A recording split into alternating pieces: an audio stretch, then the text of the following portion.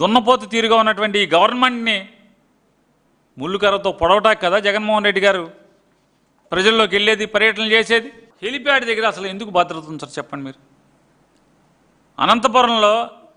అనంతపురంలో హెలికాప్టర్ భద్రత కల్పించకపోగా హెలిప్యాడ్ దగ్గర జనం తుక్కిసలాట్లో హెలికాప్టర్ విండ్షీల్డ్ పగిలిపోతే చివరికి ప్రజల మీద తప్పుడు కేసు పెడతారు.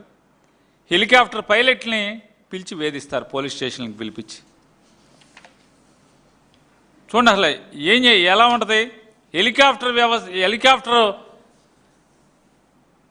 పైలట్లని వేధింపు, పోలీస్ స్టేషన్కి పిలిపిస్తాం.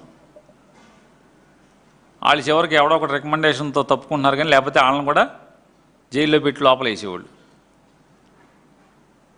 యూట్యూబర్స్ని వేసినట్టు, సోషల్ మీడియా వాళ్ళని కేసులు వేసినట్టు వీళ్ళ మీద కూడా హెలికాప్టర్ వాళ్ళని కూడా ఏదో కేసులో పెట్టండి. జగన్మోహన్ రెడ్డి గారికి హెలికాప్టర్ రాకూడదు. ఇదే జగన్మోహన్ రెడ్డి గారు చేసి ఉంటే అసలు మీకు తిరగటానికి హెలికాప్టర్లు దొరుకుతాయా, స్పెషల్ విమానాలు దొరుకుతాయా? ఆంధ్రప్రదేశ్లో అసలు మీరు తిరగగలరా? 5 ఏళ్ళు 2019-24 దాకా తిరగగలిగేవాళ్ళ చంద్రబాబు నాయుడు గారు మీరు?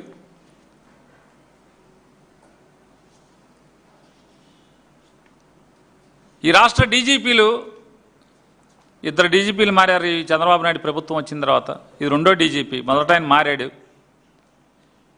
మాజీ ముఖ్యమంత్రి భద్రతలో కూడా బాధ్యత లేకుండా ఉంటాం. ఇది మీ యూనిఫామ్ వెనకాల ఉన్నటువంటి మీ అంతరాత్మకి. మీరు ఐపీఎస్ ఉద్యోగం వచ్చినప్పుడు ఏదైతే ప్రమాణం చేశారో ఆ ప్రమాణానికి ఇది నిలబడుతుందా ఆలోచించుకోమని అడుగుతున్నాను, నేను ప్రశ్నిస్తున్నాను. ఒకసారి లోపం అనుకుంటే అరే పొరపాటు జరిగిందే అనుకోగం, కానీ జగన్మోహన్ రెడ్డి గారి ప్రతి పర్యటన ఇదే రకంగా జరిగితే, మీరు బాధ్యత తీసుకోకుండా ఉంటే, మీరు దాన్ని రెక్టిఫై చేయకపోతే ఈ రాష్ట్ర డీజీపీ ఏం చెప్పాలి? ఏమనాలి మిమ్మల్ని చెప్పండి? అప్పుడు ద్వారకా తిరుమలరావు గారు అట్లాగే చేసేవాడు. మరి వాళ్ళ హరీష్ కుమార్ గారు కూడా ఇదే పరిస్థితి చేస్తున్నారు. ఇవాళ మీరిద్దరి యొక్క తీరు వల్ల ఆంధ్రప్రదేశ్ రాష్ట్రంలో పోలీసు వ్యవస్థని దిగజారిందనేది జనం మాట్లాడే మాట నిజమా కాదా? నిజమా కాదా అని అడుగుతున్నాను. దాదాపు ఆల్మోస్ట్ 90% మంది పోలీస్ కానిస్టేబుల్స్, హెడ్ కానిస్టేబుల్స్, ఏఎస్ఐలు, దాదాపుగా 70-80% సబ్ ఇన్స్పెక్టర్లు, సగం మంది సిఐలు, డిఎస్పీలు మనసు చంపుకుని వాళ్ళ ఉద్యోగం చేయటం అనేది వాస్తవం కాదా అని అడుగుతున్నాను. గతి లేక మీరు చెప్పేటువంటి తప్పుడు ఆదేశాలని, పై అధికారులు చెప్తున్నటువంటి తప్పుడు ఆదేశాలని పాటిస్తున్న పరిస్థితులు ఉన్నాయా లేవా ఈ రాష్ట్రంలో? జగన్మోహన్ రెడ్డి గారి పర్యటన ఏమన్నా రాజకీయ పర్యటనలా? పార్టీ సభ్యత్వాల కోసం వెళ్తున్నాడా? లేదా జగన్మోహన్ రెడ్డి గారు పార్టీ వాళ్ళని కలవటానికి వెళ్తున్నాడా?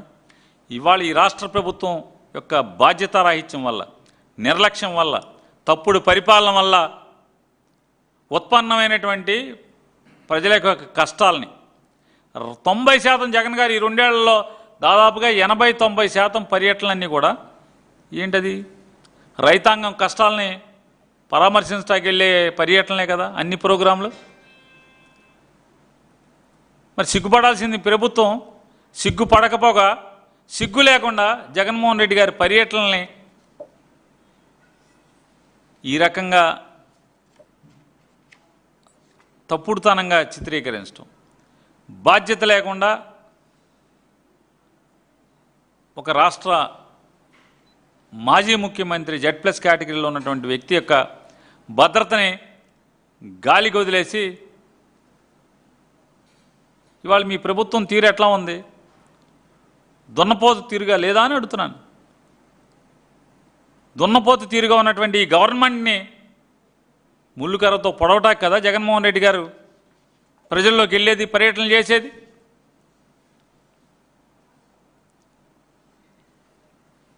జగన్మోహన్ రెడ్డి గారి సభలో తుక్కిసలాటలు జరగాలి, ఉపద్రవాలు జరగాలి, దురదృష్టకరమైన సంఘటనలు జరగాలి,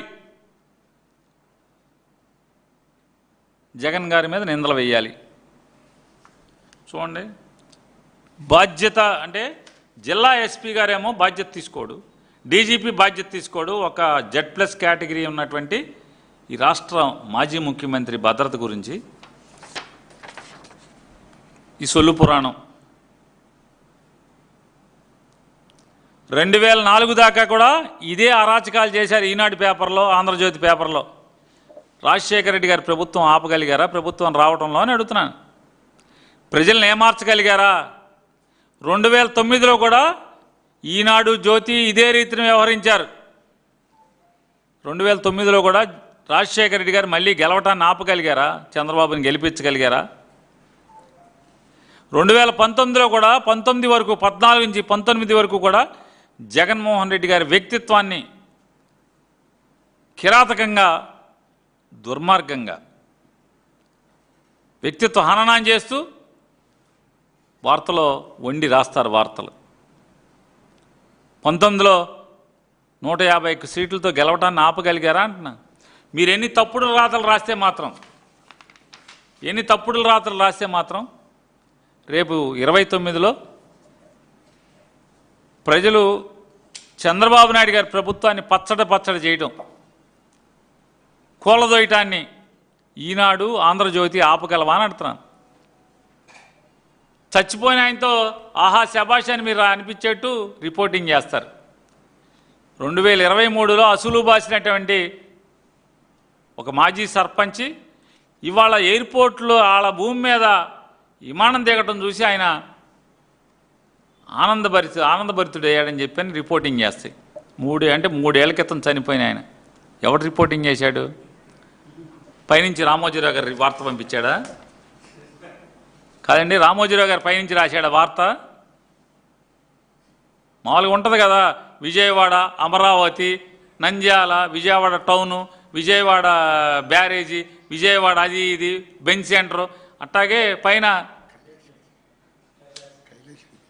ఎక్కడున్నాడు మన తెలియదు. పైన అని చెప్తాను. పైన చాలా ఊళ్ళు ఉన్నాయి కదా, పైన చాలా ఉన్నాయి కదా. వైకుంఠం ఉంది, కైలాసం ఉంది, ఇంద్రలోకం ఉంది, ఇంకో లోకం కూడా ఉంది కదా. ఎక్కడున్నారు మనకేం తెలుసు? చాలా లోకాలు ఉన్నాయి. రిపోర్టింగ్ వారు చేశారా?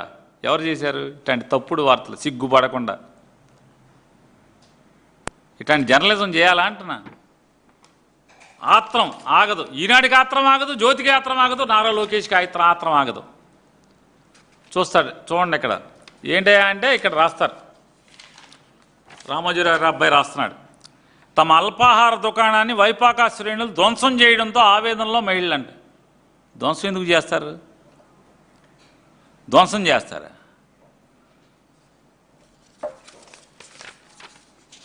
లోకేష్ గారు, నారా లోకేష్ నారా జగన్ రెడ్డి గారు మీ పర్యటనలో మీ అభిమానులు ఓ నిరుపేద మహిళ టిఫిన్ దుకాణంలోకి చొరబడి సామాగ్రి, హిందూ దేవుళ్ళ ఫోటోలు, మళ్ళీ హిందూ దేవుళ్ళ ఫోటోలు చూడండి, హిందూ దేవుళ్ళ ఫోటోలు ధ్వంసం చేయడం బాధాకరం.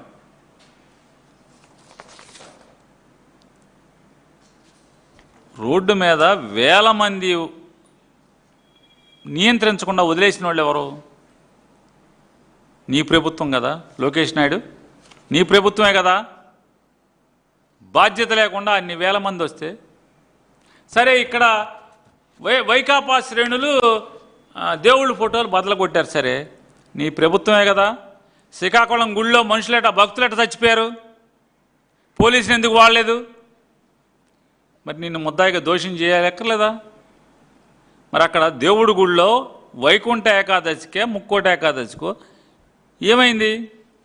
భక్తులు చచ్చిపోతే మరి ఏమైంది? మీ పోలీసు వ్యవస్థ ఏమైంది అన్న? వాడరా అక్కడ? తిరుపతిలో 6 ఎందుకు చచ్చిపోయారు? గుళ్ళోని కొండ మీదే కదా, ఎందుకు చనిపోయారు? సింహాచలంలో మీ బాధ్యత ఎరైత్యం వల్ల చంద్రోత్సవానికి వెళ్ళి చనిపోయారు కదా మనుషులు, భక్తులు చనిపోయారు కదా. మరి నిన్ను ఏ దేవుడు క్షమిస్తాడంటున్నా? సింహాద్రి అప్పన్న క్షమిస్తాడా? తిరుపతి వెంకన్న క్షమిస్తాడా? లేకపోతే శ్రీకాకుళంలో వెంకటేశ్వర స్వామి క్షమిస్తాడా? నరసింహస్వామి ఎవరు క్షమిస్తారు నిన్ను? ప్రభుత్వాన్ని గాలి కుదిరి సంపాదనే ధ్యేయంగా బతుకుతూ డబ్బు డబ్బు డబ్బు తప్పితే ఏముంది మీ బతుకులో? ఈ 2 ఏళ్ల నుంచి మీ బతుకుల్లో ఎంతసేపు నోట్ల కట్టలు సంపాదించడం, లేదా సింగపూర్లో దాయటం, లేదా యూరోప్లో దాయటం, లేదా రష్యాలో దాయటం, లేదా దుబాయ్లో దాయటం. ఇంతకు మించి వేరే ఏముంది చెప్పండి? మీకు ఏముంది చెప్పండి? వీటి గురించి కాదు కదా. మరి పంచదారుల కొండ మీద పరిస్థితి ఏంటి? మరి దేవుడిదే కదా కొండ. అలాగే మరి చిత్తూరు జిల్లాలో నామాల కొండ ఏదో మామూలుగా శివుడిదేదో క్షేత్రం ఉంది కదా, మరి అక్కడ పరిస్థితి ఏంటి? వాళ్ళు హిందూ దేవుళ్ళు కాదా? పురాతన ఆలయాలు కదా, వేల సంవత్సరాల క్రితం కట్టిన గుళ్ళు కాదా అవి? మరి గుళ్ళును కూడా ధ్వంసం చేసేస్తున్నారు కదా, గుళ్ళును కూడా ధ్వంసం చేస్తున్నారు కదా.